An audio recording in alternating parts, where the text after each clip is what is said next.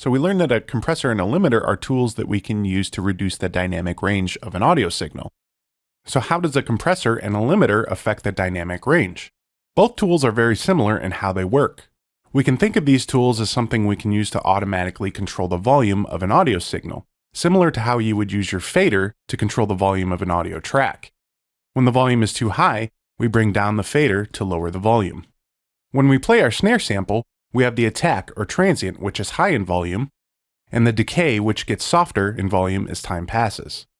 If we instantaneously turn down the volume of our fader when the transient is played, and gradually raise it back up to the normal volume as the decay fades out, we've essentially built our own compressor. Let's go ahead and try that.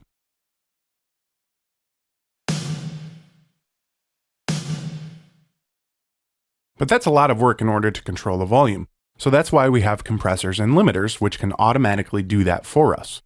So let's go ahead and insert the compressor plugin. We'll go into Inserts, Dynamics, and Compressor. We'll double click to open it up, and we'll start by resetting all of our controls. We'll set the threshold to 0, the ratio to 1. We'll turn off our soft knee, our auto makeup gain. We'll turn our attack to 0.1. We'll change our hold to 0. We'll change the release to 10. And we'll change our analysis from RMS to peak. And I'll go ahead and give you a few seconds to copy my settings if you're following along. To the right side of the compressor, we'll see 3 meters. The input meter shows us the level coming into the compressor. The GR or gain reduction meter shows us how much we're reducing the volume. And our output meter shows us the level of our audio after the compressor has reduced the volume. And we also have peak meters at the bottom of each one. The threshold is the control that tells the compressor the level that it should start detecting the audio, and the ratio tells the compressor how much it needs to reduce the gain. We can think of the threshold also as the sensitivity of the compressor.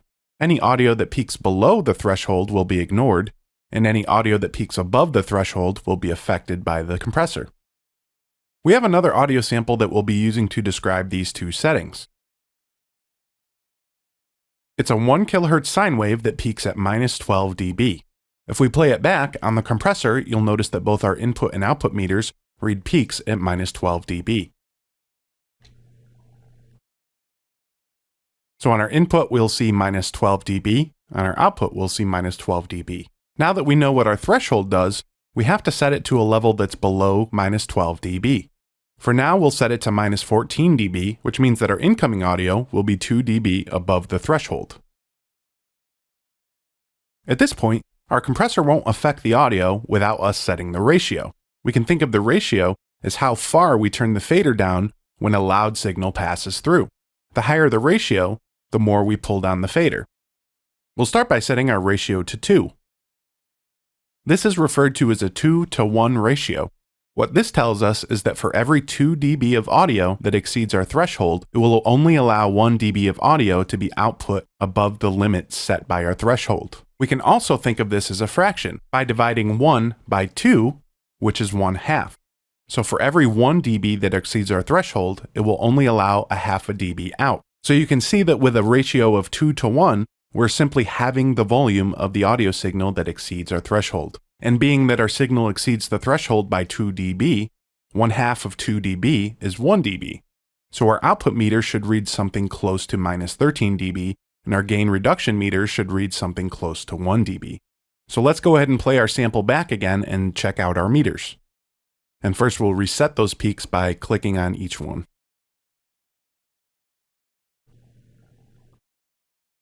So you can see here our input meter read -12 dB. Which was the level of our incoming audio.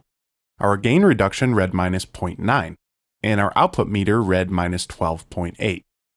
Now these numbers aren't exact because of some other inconsistencies in regards to the other settings, but we're very close. Let's see what happens if we change our ratio to 4-to-1. So remember, now what we're doing is telling the compressor that for every 4 dB of audio that exceeds the threshold, it will only output 1 dB of audio above the threshold. We can also divide 1 by 4, which gives us 1/4. So for every dB that exceeds our threshold, the compressor will only let out 1/4 of the volume. Since we still have our threshold set to -14, and we'll be exceeding the threshold by 2 dB, this tells us that we should now only be 0.5 dB above our threshold. So our output meter should be close to -13.5, and our gain reduction should be close to 2.5. We'll go ahead and reset our peaks, and we'll play the sample back to see how close we are. So if we move our threshold down to minus 16 dB, this will give us 4 dB of audio that exceeds our threshold limit. If we keep our ratio set to 4 to 1, 1/4 of 4 is 1 dB. So now our output meter should read minus 15 dB, which is 1 dB above the threshold, and our gain reduction meter should read 3.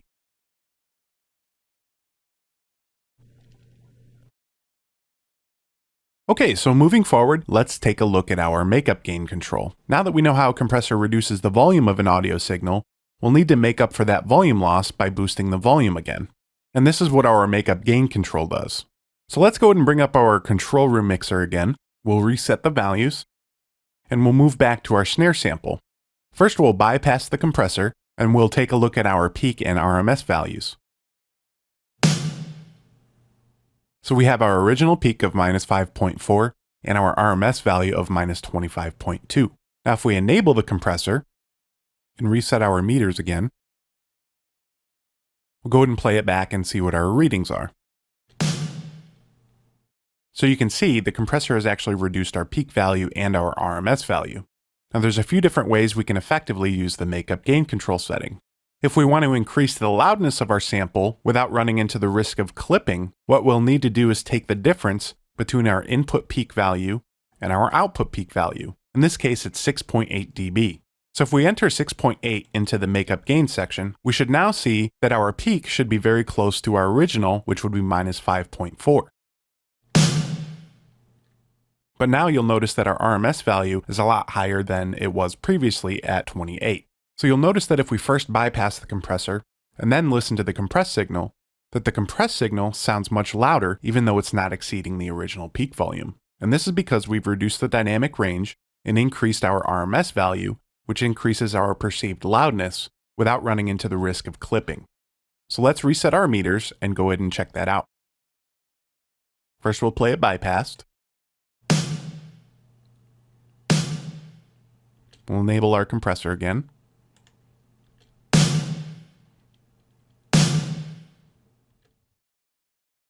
So you can see how this is useful in order to give an audio signal a sense of power. We can increase our perceived loudness of the signal without actually increasing the peak volume. The other way that we can use our makeup gain control is to try to match the loudness level, which is our RMS value. And being that the RMS is a calculation that goes over time, there really isn't an efficient way to calculate this in order to introduce our makeup gain.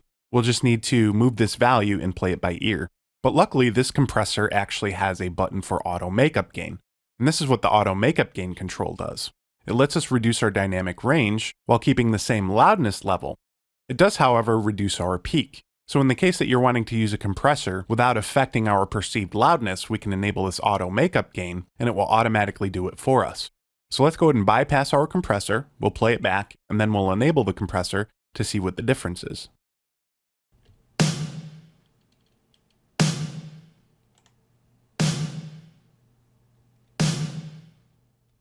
You can see that there isn't really a difference in the volume of the audio, even though that we've reduced the dynamic range. So for now, we'll go ahead and disable our auto makeup gain and move on to our next control, which is the attack. The attack setting tells the compressor how fast it will start compressing our audio after a transient has passed the threshold. The longer the attack, the slower the compressor is to respond to those incoming transients. The easy way to remember the attack setting is it will make your transients sound like they have more of an attack. And when using this value, we really have to be careful about how we set our makeup gain.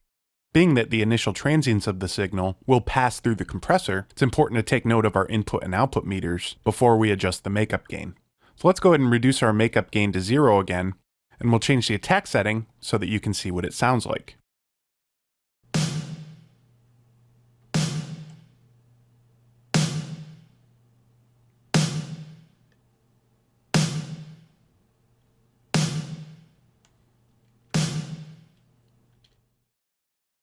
So you can hear with longer attack times, we let more of this initial transient signal through the compressor. And if we play it once again, just be sure to check out the output meter to see how the attack has an effect on our output.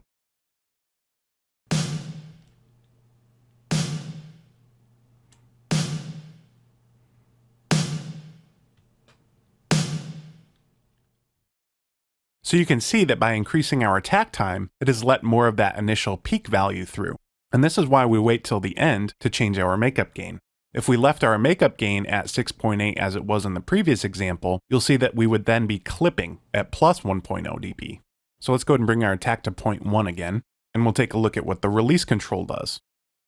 If we go back to our original fader example, the release control tells us how fast we're going to move the fader back up after the transient has hit the compressor. After the transient hits the compressor, the part of the compressor that detects the transient doesn't immediately move back up to 0 gain reduction. So the release tells us how many milliseconds it will take to recover from the initial gain reduction. We can see an example of this if we duplicate our snare sample a few times. Now let's slowly increase the release time to see what effect it has on the second, third, and fourth transients. We can hear even a better example of that if we reduce our makeup gain, our threshold, and increase the attack a little bit.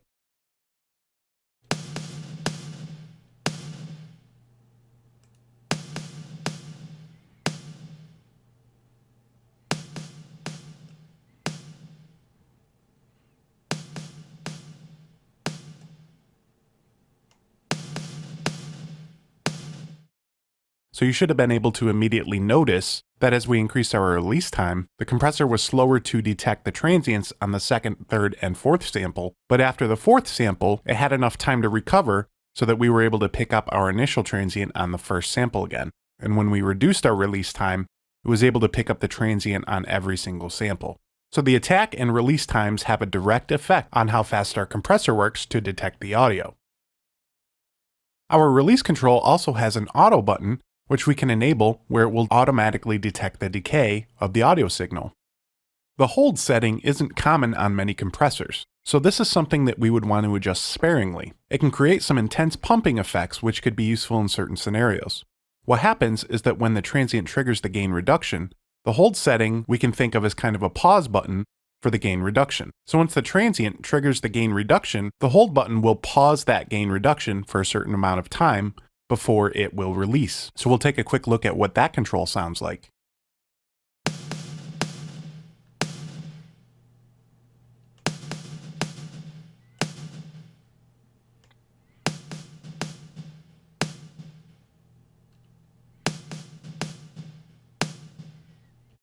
So you can see in this case where the hold and the release play a similar role, except that the hold will hold our gain reduction for a longer period of time before the recovery is introduced. Our knee setting is what gives our compressor a softer sound, hence the term soft knee. The knee is the point at the threshold where the compressor starts reducing the gain. It gives the compressor a more gradual introduction into reducing the gain and can give the compressor effect a softer sound. Some useful examples of this would be when we're compressing audio that doesn't have harsh transients, like vocals, strings, or synthesizer pad sounds. So let's take a quick look at a vocal example to see how the soft knee affects the attack of the vocal. First we'll turn soft knee off, then we'll enable it.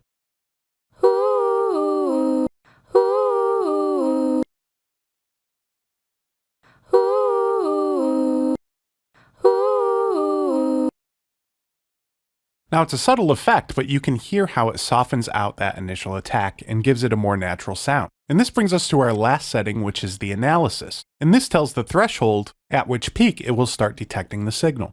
Setting the compressor to detect at peak will typically work better for hard transient sounds, and setting it to RMS will typically work better for softer sounds like vocals. However, there are no hard and fast rules as to which setting to use, so sometimes it can be worth the time to experiment. In my experience, the RMS setting has a tendency of creating a smoother sound, without making the audio sound squashed from the compressor. So in the event you aren't looking for an obvious compressed sound, try moving the setting more towards the RMS side. Let's see what effect it has on our snare sample.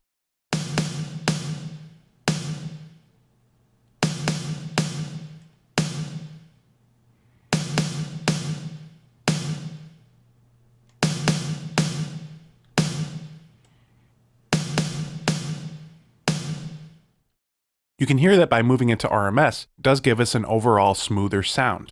So that's all for compression. Join us in the next video where we start talking about limiting.